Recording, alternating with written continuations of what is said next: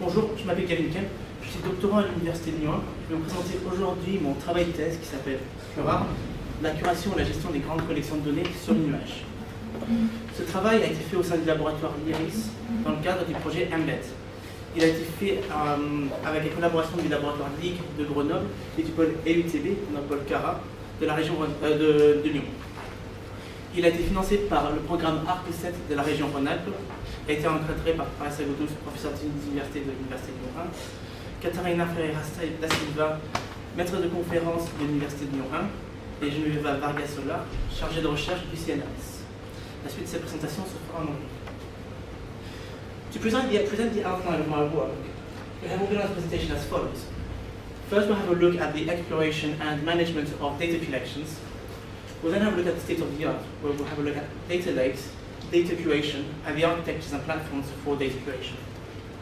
We'll then have a look at my main contribution, which is CURARE, a service-oriented architecture for creating data connections, which we'll have a look at the approach, the models, and services involved. We'll then see how it was implemented and the experimentations done, and then conclude and look to the future. So our work is motivated by the idea that data is everything and everything is data. It's possible to transform observations into data thanks to big data trends. To be able to understand this, to be able to use this data, we need to be able to understand it. And understanding data becomes harder as the data becomes larger and more complex, as is the case, for example, with big data. So what is big data? We have summarized the definitions provided by multiple authors into these two definitions. We have data connections with characteristics which are difficult to process on a single machine or traditional database, and the tools, methods, and technologies used for managing massive amounts of data. What both these definitions have in common is the idea that we need to be able to do parallel processing and distributed storage to be able to manage big data. Big data has several characteristics known as the V's of big data. We have identified 4 functional characteristics and 2 non-functional characteristics. The functional characteristics are those imposing parallel processing. These are volume, velocity, variety, and variability. All these are important in the idea that we need parallel processing. As noted by Hillard from my 2.0, big data can really be very small, and not all large data sets are big. The non-functional characteristics are what we're trying to extract from the data set. These are veracity and value. The focus of our work is to work on variability and variety, as it is the heterogeneity of the data and the changes in meaning of the data that makes it particularly difficult to explore. Besides the static properties of big data, we can also view big data in the life cycle. Let's have a look. The big data starts off with the harvesting and cleaning process, in which we try to collect the data from the world to put into our system. Our system will be preserving the data in a new SQL and NoSQL databases. These are databases which promote the use of distributed storage and the use of a data format that is easy to process in parallel. We then have the processing and analysis phase, which is done on frameworks enabling parallel processing. So these are things like MapReduce using Hadoop or Spark, for example. And finally, we have the exploitation phase, where the information is provided in a more easily to understand format for the data and for the decision makers or for the applications to use. This can lead us to new data sets to put into our lifecycle, or will produce data in itself, which will once again go into the lifecycle. Nonetheless, this requires a lot of resources to be able to do all this processing. These resources can be provided by cloud computing. Cloud computing is elastic, on-demand, and unlimited amount of resources. It promotes the use of services to manage its applications. These services communicate between each other, and this is what we call service-oriented architecture. Big data. This helps to manage big data, since basically the elasticity of cloud computing allows us to instantiate more resources when we require more resources to manage a particular process, which is heavy in resources. But we can also distribute the different tasks of big data into different machines that we call services in this case. This requires choosing the services to collect, process, and analyze the data to provide data for the right analytics. Data sets in big data come in different size and evolve in structure. This introduces questions like, what information is available in the data? Is the data clean? What is the update rate of the data? And are there relations within the data set which can be used to make better predictions? This requires a lot of knowledge from the data scientist. The information to be able to get this knowledge can be provided by data curation. Data curation is data management through its life cycle of interest and usefulness. It enables discovery and retrieval of data, to maintain the quality of the data, to add value to the data, and to provide reuse over time. It uses methods consisting, for example, of data preservation and data retrieval. Thus, the problem we're trying to tackle is, can we define a metadata extraction model for supporting decision-making related to the exploitation of the data? This has introduced to a number of questions, which are, can we provide a data curation model that will provide in an integrated manner structural, semantic, and quantitative metadata? Can we design a service-oriented architecture which enables data curation, taking into account the characteristics of variety and variability? And can metadata and service-oriented architectures allow us to make decision-making regarding data exploitation? Of course, we are not the only ones to do data curation, so let's have a look at what the others have done, starting with data lakes. We're interested in the data collections that we can retrieve using little rules and order. This is the role of data lakes. Data lakes are centralized repositories containing virtually inexhaustible amounts of raw data to be analyzed. We identified two types of work in this field. The works of data wrangling, for example, which focuses on describing the data, and the works of constants, which focuses on the exploration of data. If we do not have these tools to manage data lakes, they can go into what we call data swamps.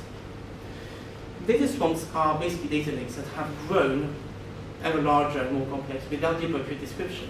This becomes very complicated to explore, analyze, and understand. To prevent this is the role of data curation. So let's have a look at its workflow.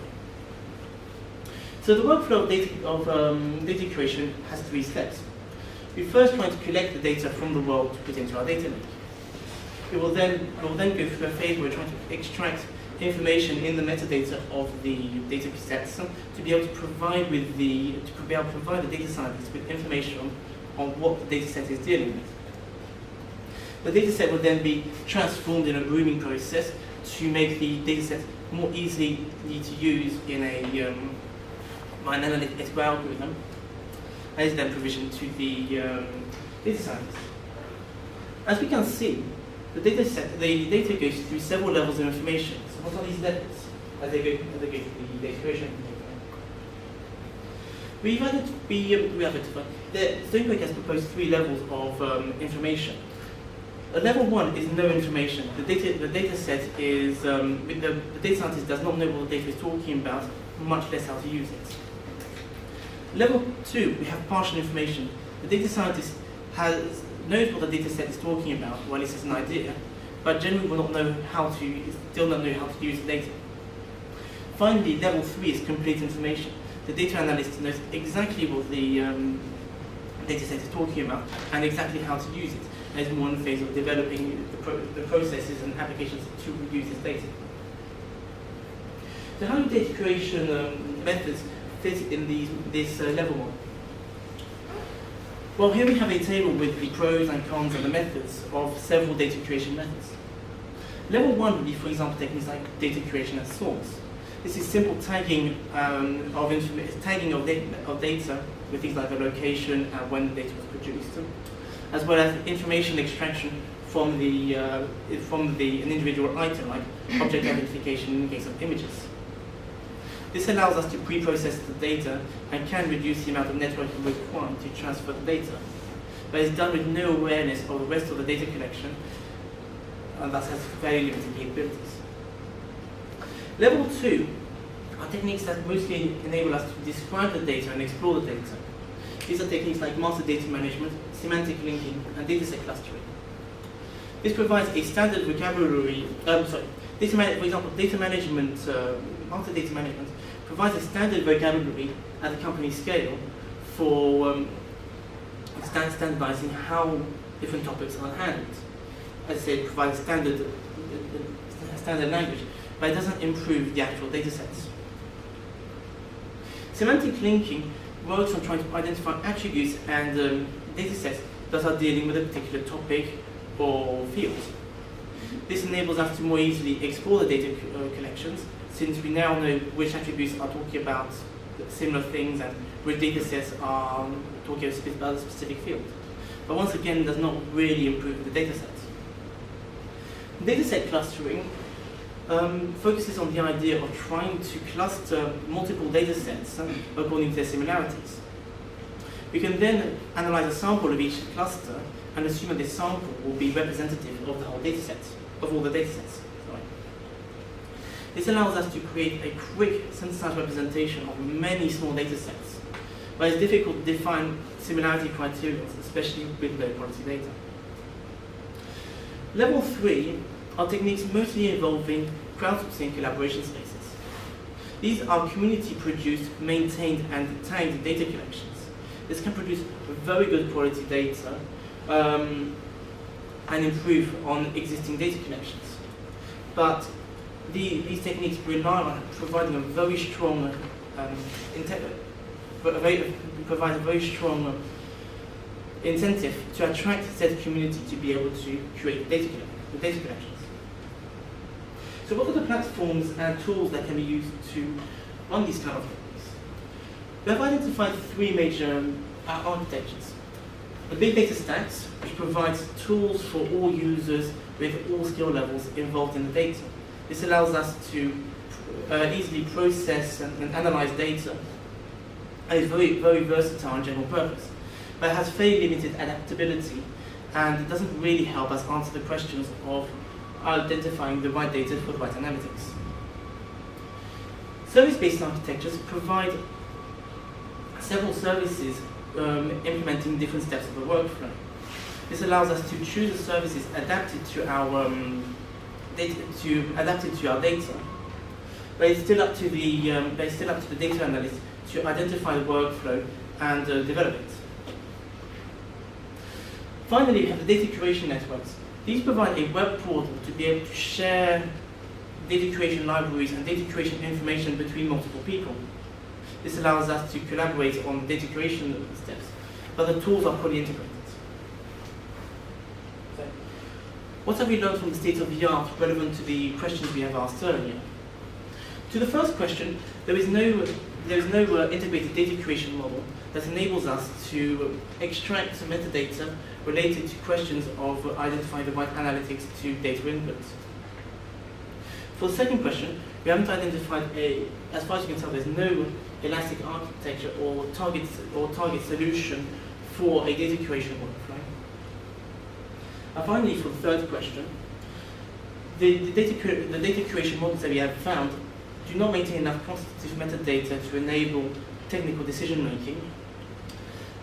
And what is more, these data curation models have a tendency of being domain dependent with no explicit workflow and heavily rely on visual exploration to understand it. So, how are we going to resolve the problem? For this, we're going to we're proposing CURARE, which is our service-oriented architecture for curating data collections. Let's first have a look at the objectives and approach. The objective of CURARE is to propose a data curation service-based system providing data analysts with abstract information about the data collection, tools for curating data collections, and strategies for managing metadata. We achieve this through the following contributions. First, we have proposed a formal data curation model in the form of our data collection model and view model that provide data analysts with quantitative and structural metadata about the data collection, enabling them to answer exploitation questions. We developed CURARE, a service-oriented architecture for curating and storing data collections, which will enable service swapping. We'll see later on how that is useful. And finally, we prototyped these services on a Grandlion portal using data coming from the Grandlion and from Twitter. So let's look at the approach of CURARE. The idea of CURARE is to try and extract as much metadata as possible to enable data scientists to answer technical questions related to their data and to be able to identify exploitation and analysis strategies on how to use their data. We've identified two types of metadata answering these questions: structural metadata and quantitative metadata. This will be extracted from the data collection and put into our formalized data curation model, respectively the data collection model and the view model. This can be then visually explored using various tools to go through the metadata. Our approach is cloud-based, and thus we propose 3 services to run the various steps of data creation. These are the harvesting services, the processing services, and the storage services. This combines to be our service-oriented architecture for curating data collections. So as we've seen, we have several models in our design: the data collection model and the view model. So let's start off by having a look at the data collection model. The data collection model is built based on 3 main objects. At the top, we have the data collection. This would be providing information provided by the owner of the how and why the data collection is produced. This is composed of several releases, which represent the data produced at within a specific window of time. Finally, we have the data items, which correspond to observations done at a specific time and should be stored in the release of that specific time window. For example, if we take a data set coming from the Grandillon portal, which verbously provides JSON documents describing the traffic events in the city. These documents will describe, for example, the geographic coordinates on where it's happening, the road logic name, the observation data, and a description of the traffic events. This data collection will produce several items in what would identify as releases. Each item would be what we would call a data item. A data item therefore corresponding to a specific observation at a specific time of the day in a specific place. These items would be grouped into releases.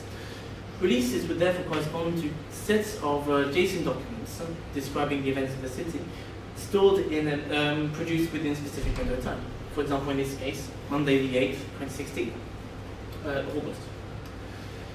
These releases will provide information on the size of the release as well as when it was produced. These releases will be grouped into the data collection model, which I said previously describes how and why it is being produced. As a consequence, the data collection model allows us to track the structural metadata of our data collection and with a aspect of, and over time as well. But this will not help us in answering most of our technical questions. Views. Views are a data structure providing an aggregated perspective of a data collection's content and associated releases. It describes each attribute in a series of tuples, and for every attribute we describe statistical information about things like its average, the histogram or the mode of the data, as well as null and missing values in the technical data components. So this means therefore that data collections, whilst data collections allow us to track the structural metadata over time, views will allow us to track the quantitative metadata over time. So as a consequence, they will have a fairly similar structure. With one at the top, once again, we have the views, which will describe the why and how the view was produced. This would be composed of release views, which groups all the information of the attributes of a specific release. And the attribute descriptor, which provides statistical and aggregated information of an individual attribute. For example, if we take this attribute descriptor, which corresponds to a hashtag. As you can see here, we are aggregating all the information, all the statistical information related to its related to when it was produced. As a consequence, since we're aggregating all the information from an individual attribute, we'll have an individual instance of attribute descriptor per existing attribute name in our data collection, in our release. This is produced for each release, and as a consequence, are stored in the release view. The release view providing the information of all the attributes within a release, and provides therefore information on the number of attributes that exist in the release, as well as when the release was produced. Release views are stored into views. As said previously, this is described in a similar fashion to data collections on the how and why the data was produced, but with a bit of added information. We provide the code and the logic on how the views were produced, so that we are able to, as well as the code to choose the releases, so that we are able to track how the data curation data has modified our data, essentially enabling us to have an idea of what data collection actually has. So, we have now seen our models. Let's have a look at how they fit into our service model. In our world, the raw materials are data collections provided by several providers. As a consequence, at the bottom of our service stack, we have the harvesting services, which collect data from the providers. This data is then forwarded to the data cleaning and processing services. These produce tagged data collections that can then be stored. We can then explore our data collection using an integrated data curation platform. So how do these services run in a cloud environment? And how do they interact with each other? Well, since we use cloud, our services run on data science virtual machines. Those data science virtual machines are cloud images that provide tools for all people and of all skill levels involved in the data. This means that the data analyst can build a application using the tools he requires or she requires to produce the application. So how does this adapt in the case of data curation? Well, we have developed 4 services for data curation. These are the data harvesting service, the data cleaning service, the data storage service, and the data exploration service. At the center of our services are the data storage, the distributed access and storage services that are the single point of failure of our system, and as a consequence have to be built with replication and distribution in mind.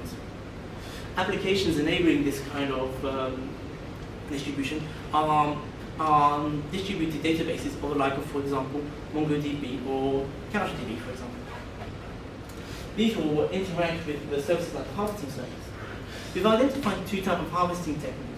Harvesting in batch, where the data is produced at a specific time and have to collect it at a specific time, and the harvesting coming from stream data. In the case of batch, we therefore provide 3 types of services, 3 types of methods to be able to collect the data. The methods are the connect, that allows us to connect ourselves to the data set. Get, which will then collect the data from the data set and store it in our buffer. The buffer is there in case we are producing data too fast for it to be managed by the processing services. And finally, close, that closes the connection and stops the consumption of data. This would be, for example, what we do for data coming from the Granion portal, or from the data on databases, for example. Finally, next we have the stream services. Now, stream works basically in reverse to how batch works. Rather than asking for data when data is produced, we will instead listen to the provider for data that was sent to us. As a consequence, we have once again 3 services. Subscribe, that notifies the streaming service that we want to receive this data. The streaming service will then start sending us the data, and we will store it into our message queue, which allows us to deal with, once again provides us a buffer to deal with the cases where processing services aren't quite quick enough to deal with the data as it arrives. Receive will then read the message queue, freeing up some space, and will stop the subscription and the consumption of data. These will both interact with the distributed data storage and the cleaning services. So see how These services will provide methods and URLs which are similar to allow us to easily swap out services according to our requirements, or reroute the data if we need to reroute it to a different path. Finally, we have the exploration services, which will also interact with analytical services and decision-making services. These interact with several data collections in the data storage service. We have three of them which will always be present. Right at the top here, we have the raw data, which is the data provided by the data collection service. We then have two curated data collections in the form of our data collection model that we have presented previously, as well as the view model. The data collection model and the view model are produced by the exploration services by sending instructions to the storage service on how to produce these collections. Sometimes you also have collections containing analyzed data. These would be produced by client services to CURARE in the form of analytical services, data analysis services. Sorry. These are done once again by sending instructions on how to produce those collections. Finally, clients then interact with these, with all these data collections and provide information to their decision makers or their applications through use of data or decision making services. So, how does all this help us deal with the problems of variety and variability we have presented previously? Well, at the model level, we have data collections which tracks the structure of the data collection, of the structural metadata over time through the use of releases. We have views that track quantitative metadata over time through the use of release views. This will allow us to track when an attribute appears, when an attribute disappears, and as a consequence allows us to deal with questions of variety for that data set. Attribute descriptors track every existing value within for an attribute within a release. And release views track the evolution of each attribute over time, that attribute's values and distribution. Therefore, if the values suddenly change in format, change in meaning, we'll be able to spot that, allowing us to deal with variability. On the service level, we have proposed a service-oriented architecture which enables us to therefore swap out services or add new services as required. As a consequence, if we have a new data format that arrives or the data changes in meaning, we will be able to instantiate a new service and able to deal with that kind of data. And that would allowing us to deal with the questions of variety and variability ongoing. Theory is all fun and game, but how does it fare in the real world? So for this, to find out, we deployed our CURARE in a prototype environment and did a couple of experiments to evaluate their costs and utility. And we then compared what we learned from these lessons. So the prototype runs on an OpenStack platform provided by the University of Lyon 1. On that prototype, we deployed a MongoDB service to provide us with data storage services. We then had scripts and statistical operators to produce us the data collection and view models we have presented previously. This was done to be able to run a certain number of experiments. The objective of the experiments were twofold. First, we wanted to evaluate how much it costs to produce views. So how much does it cost to extract the metadata, and would there be a difference in cost if we're using a centralized system or a parallel environment? We then tried to explore the usefulness of views in a use case where we're trying to shard a data collection according to their location, using with and without views. The input data collections we used for these experiments was a data set from the Grand Lyon containing about 2,000 documents, a data set from Twitter containing 700,000 documents, and samples ranging from 4,000 to 20,000 documents. This was for the cost analysis. So how much does it cost us to extract our metadata, and how much does it cost to produce views? Well, it's quite expensive actually. The production of a relatively small data set takes several minutes. The production on large or medium-sized data sets will take a day and a half. As we can see here, the The time required to producing these views is largely dependent on the size of the connection and the number of attributes within that within each document of that data collection. By far the biggest consumer of time is the attribute collection, where we're trying to get every single value from every single attribute. This can be used for 90 to 95% of the time required. Fortunately, the attribute collection is a process which is fairly easy and parallelized, especially with MapReduce, so we can essentially say that this attribute will be sent to this reducer. As a consequence, we can dramatically reduce the amount of time for producing views, down to a few seconds in the case of small data collections, and to under an hour when it previously required 30 minutes. When we analyze the samples, we identified that we are able to get it running between 4 to 20 times faster, 4 times faster in the case we were producing relatively small releases, and 20 times faster in the case we were producing relatively large releases. As an anecdote, I will add that producing a 20,000 document, producing views from a 20,000 document collection using the linear implementation we saw previously takes more time than producing views from a 200,000 document data set using MapReduce.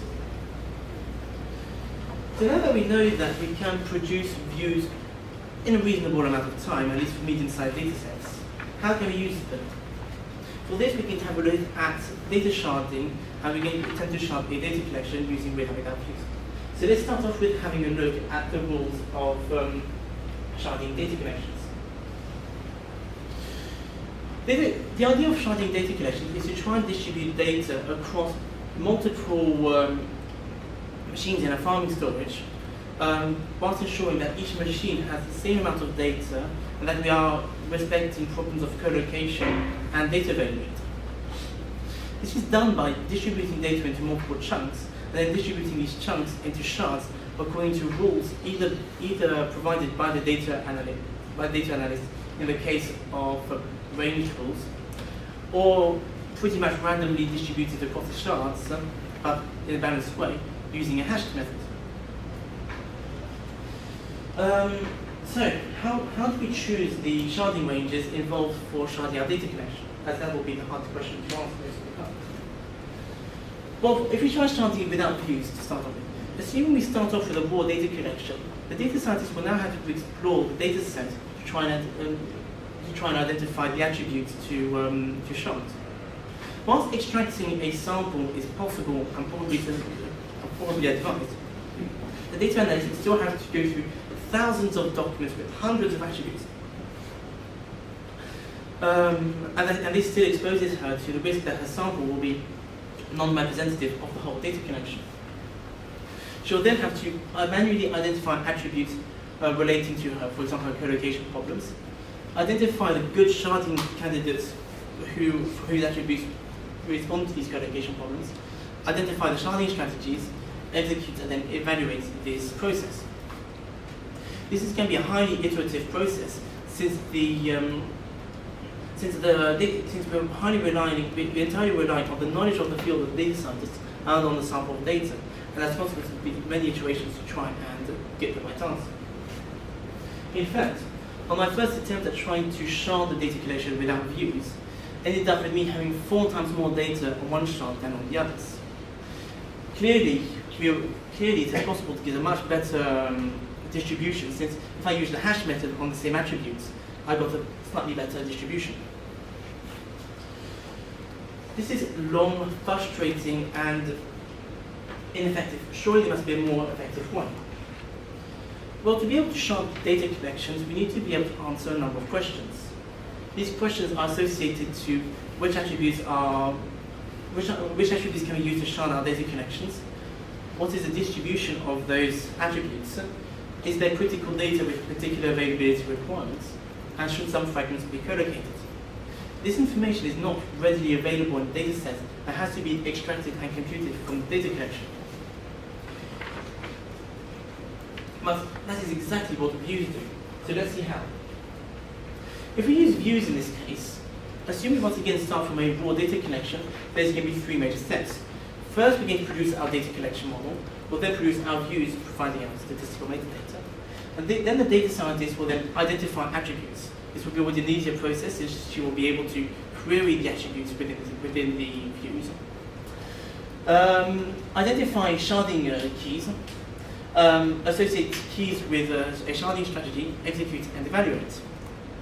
This is going to be a much more of a one-stop process, since the data scientist now has a lot more information on the data collection to be able to make these decisions. How you produce views? Let's go through the decision-making process to shard data collections using views according to their location. For this, we use a dataset of tweets. So we first need to be able to identify what are going to be the good attributes, which will provide us good keys for sharding our data collection. For this, since our objective is first to be able to attribute according to the location of the data, we need to be able to identify all the attributes related to location. For this, we are able to produce queries trying to identify attributes related to location. And this is the list we got. We are then able to use the attribute descriptor of those attributes to then try and identify whether these would be good sharding candidates or not. So let's have a look at how this goes through. These ones here, in yellow, provide a too small number of values, and what is more, one of their values has a count much higher than the number of attributes, than the number of documents over the number of shards. This means that our chunks will be unbalanced, our shards will be highly unbalanced. These ones in green have a very high number of missing values. There's not much point in sharding a data collection on only a sample of our data. And what is more, and even if we decided that missing would be a value for our data, for that attributes, we're just going back to the same situation that we were with the yellow attributes, where we just have far too much of one single value. Finally, the attributes location and time zone provide us with a decent distribution of values with a relatively small number of missing values. This makes them good sharding candidates to use in our to be able to shard our data collection. So the next question is, what sharding strategy can we use, and what would be the ranges, for example, if you use a range strategy, and how will views help in this? Well, starting with the attribute time zone. The objective here is to try and identify a combination of values that will distribute our data evenly across all our shards. In this case, there are 3 of them. For this, we need information on how many times a specific value will appear in specific attributes. For this, we'll be using, therefore, the attribute descriptor value distribution that we can see here. So, in this case, what kind of smoothness can we expect, and how can we predict the distribution of values? Well, in this case, we can get a 32, 33, 35 distribution across 3 shards by combining the data from Paris with data from Greenland and Ljubljana, the data from US and Canada with data from Athens and Amsterdam, and finally all the rest of the data into the 3rd shard. Let's now have a look at how the location attribute fares in this question. The location attribute is much more tricky to analyze, since, as you might have noticed in the slide where we saw the summary, we have a much higher number of values for this attribute, about 100 times more in this case. This makes it much harder to identify how the small values are actually contributing to our data collection. Fortunately, we can work around this by producing the accumulated distribution of values from the value distribution of our attribute descriptor. And as you can see here, there are 3 major contributors, therefore, in our data collections: in France, Paris, and missing. This allows us then to visually estimate the ranges that we are required for sharding our data collections that we can see here, with each color corresponding to each individual shard. This in fact turned out to be a slightly better distribution than what we got using the time zone attribute. So, what have we learned from this experiment, and therefore how can we compare the use of views and without views in the case of making a decision, in this case for sharding? Well, sharding without views is essentially a guessing, educated guessing process where we're trying to identify the we're relying on the data scientist's knowledge to identify the attributes that could be used and how to use them. Use, on the other hand, is much more one-shot process, providing full structural and quantitative information of the whole data collection. Both of these would be evaluated using queries to identify whether the problems of co-location have been resolved, and by checking the balance of the shards. Sharding, trying to make decisions using views provides us several extra tools that we wouldn't get otherwise. It allows us to query the attributes, so we can identify quickly which are the attributes which would answer our location problems. It allows us to explore all the attributes and the whole data collection of the which is provided. And finally, it provides measurable graphs to be able to make those decisions as opposed to relying on educated guesses. So what have we learned? Well, we learned that sharding with views is more quicker, as it only took me a few hours to shard with views as opposed to several days when I was trying to do it without. More intuitive, since I was able to query the metadata to identify attributes related to my problem, and explore histograms to be able to identify the ranges I need to use. And effective, since I actually managed to get almost perfect distribution of values on the first try using views, as opposed to the fairly mediocre distribution we built previously. This does come at the cost of fairly explosive data processing algorithm, but which can be quite, which can be quite dramatically quickened using parallel processing like MapReduce. So, how does this? What can we conclude from this, and what can we do then with what I proposed? Well, to answer the first question, we produced a data collection and view model which provide structural and quantitative metadata to the data scientist to be able to answer questions in the exploitation of data collections. For the second question, we produced CURARE, a cloud service-oriented architecture that enables service swapping, allowing us to adapt our services to the data which is evolving itself. And finally, for the last question, we explored a decision-making process trying to shard data collections using views. So, what can we do? How can we improve on the CURARE? What can we do in the future? Well, one thing that could be interesting for improving CURARE in particular would be to probably visualization techniques to be able to compare releases and attribute descriptors, for example. It could also be interesting to explore other metadata which could be useful in the same decision-making processes. We're also having our model being evaluated by a team in Grenoble who are using CURARE on a set of newspaper data collections and political campaign data collections. We also should investigate the open data coming from the Polkara using once again CURARE. To extend CURARE, it would be interesting to try and add relational information on these data collections. This could be either semantic relationships or functional ones. On the long term, it would be interesting to explore the composition of big data services, in particular big data curation services, using quality of service of the services, and using views to try and identify which type of services we are required. Who said composition of services means we also need to be able to track how the data is modified. And so we need to be able to track the how the data is modified over time, over the several services. Blockchain could be a great candidate for this kind of question.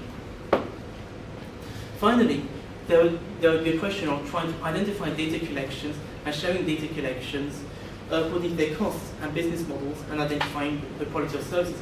Views could once again provide a good way to do this. I thank you for your attention, and here are the papers I have published over the course of my PhD.